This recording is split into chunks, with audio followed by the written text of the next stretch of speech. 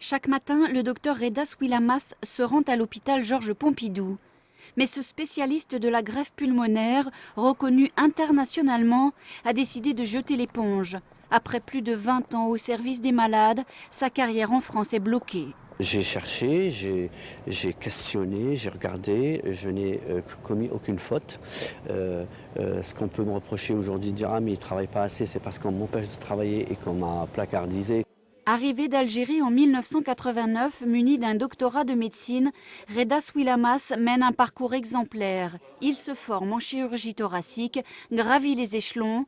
Un hôpital privé le sollicite, mais il choisit l'hôpital public. Son équipe de greffe du poumon devient l'une des plus performantes de France.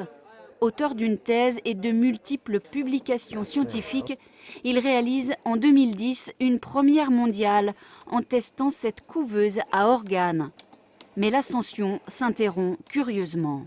Si vous voulez, je commençais à avoir une stature de professeur pour pouvoir donc travailler, enseigner, faire de la recherche sans l'étiquette. Et quand vous faites ça, vous êtes très mal vu. C'est un système qui décide un jour de vous marginaliser parce que vous gênez d'une manière ou d'une autre. Vous vous gênez parce que vous êtes peut-être trop compétitif par rapport à la moyenne.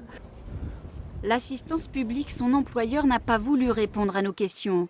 Aujourd'hui, à la veille de partir aux États-Unis, où il a signé un contrat avec une fondation de santé renommée, il publie son histoire.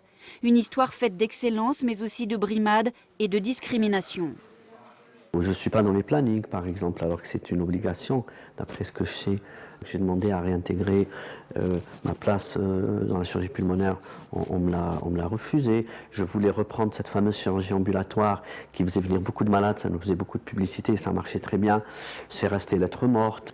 Je ne trouve rien d'autre que, comme m'a dit quelqu'un, mon ethnie. C'est mon point négatif. Et ce point négatif a fait basculer tout le reste.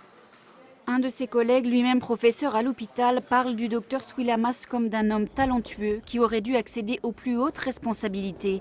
Un homme à qui les Américains viennent de dérouler le tapis rouge.